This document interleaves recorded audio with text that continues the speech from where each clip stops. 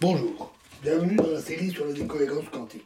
Donc nous parlions du problème de la résolution en sous-système, et une idée qui est fréquemment proposée est d'abandonner la notion d'une résolution absolue et à la place de postuler la relativité intrinsèque des espaces d'état distincts et des propriétés qui émergent des corrélations entre les espaces définis relativement. Cette approche vue indépendamment de la décohérence, a été étudiée notamment par Everett en 1957, Rovelli en 1996 et Mermin en 1998. Ici, on peut utiliser la leçon qui a été apprise de l'intrication quantique, c'est-à-dire accepter que ce soit une propriété intrinsèque de la nature et ne pas voir ses applications comme contre-intuitives dans le sens non classique, comme des paradoxes qui demanderaient une résolution plus importante. Et c'est alors vu comme signal que la vue relative des systèmes et corrélations sont en effet un chemin satisfaisant afin d'arriver à une description de la nature qui soit complète et objective, comme dans le domaine de notre expérience personnelle, qui nous permet et qui est basée sur des observations inévitablement locales. Donc voilà pour ce point. Alors passons maintenant au concept de matrice de densité réduite. Donc on a vu le concept de matrice de densité qui est important. Et puisque les matrices de densité réduite sont un outil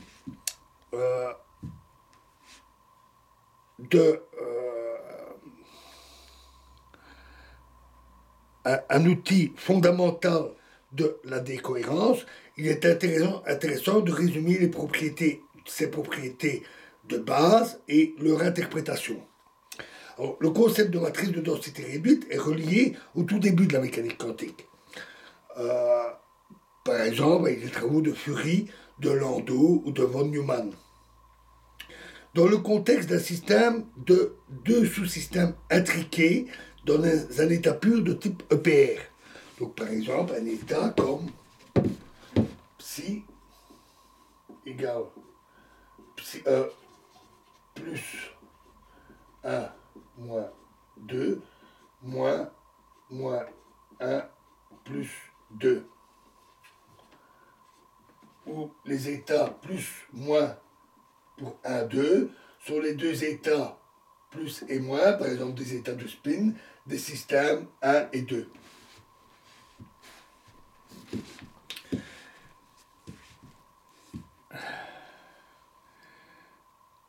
On a réalisé très tôt que si on a un observable O qui se rattache seulement au système 1, donc O, l'observable peut s'écrire comme O1 pour le système 1 fois I2, où I est la matrice identité.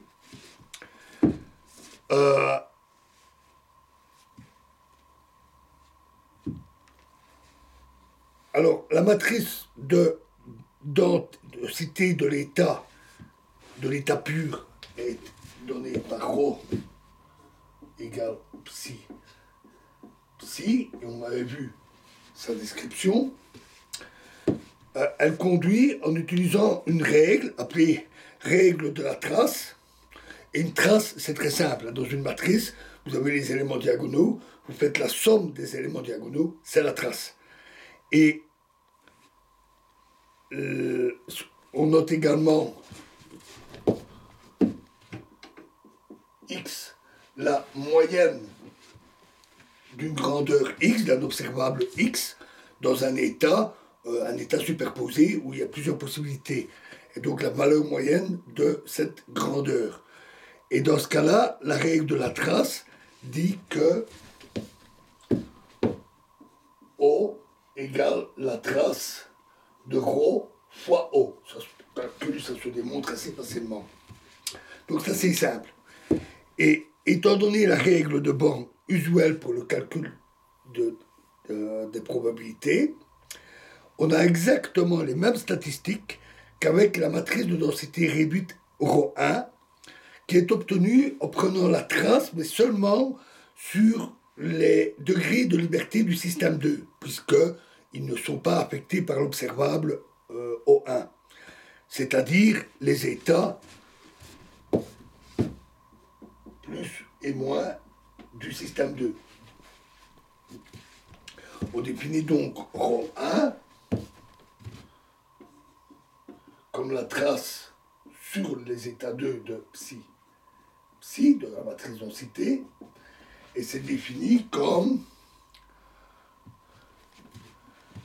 plus psi pour l'état 2, psi plus 2, plus moins pour l'état 2 toujours, psi moins 1, 2, pardon. Voilà.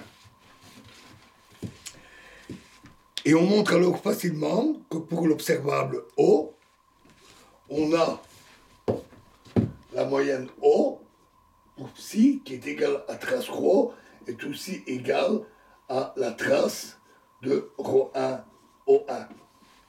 On peut donc se limiter uniquement au système 1 si on utilise l'observable associé à 1, ce qui est évident puisqu'il n'agit pas sur le système 2, et la matrice de densité réduite au système 1.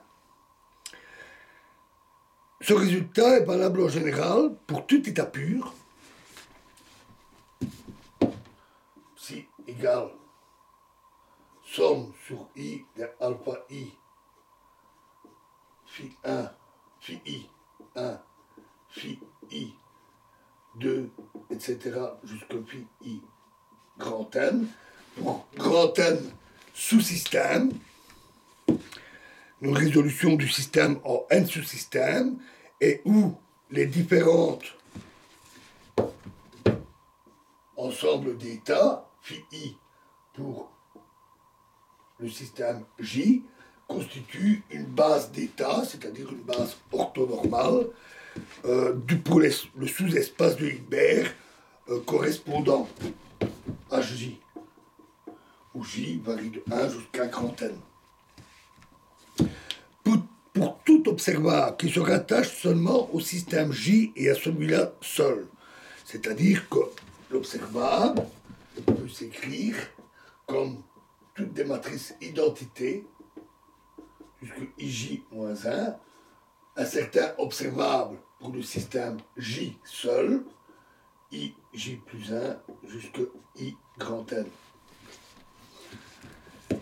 Alors les statistiques de l'observable O, ce qui sont générés en appliquant la règle de la trace à un état pur, seront identiques que l'on utilise la matrice densité d'état pur ρ égale psi fois psi, ou la matrice densité réduite ρj est égale à la trace sur les états de 1, 2, jusqu'à j-1, j plus 1, jusqu'à n de psi, psi. Et à nouveau, on aura que O, la moyenne sur O, est égale à trace ρO est égale à trace J, ρ, J, O, J.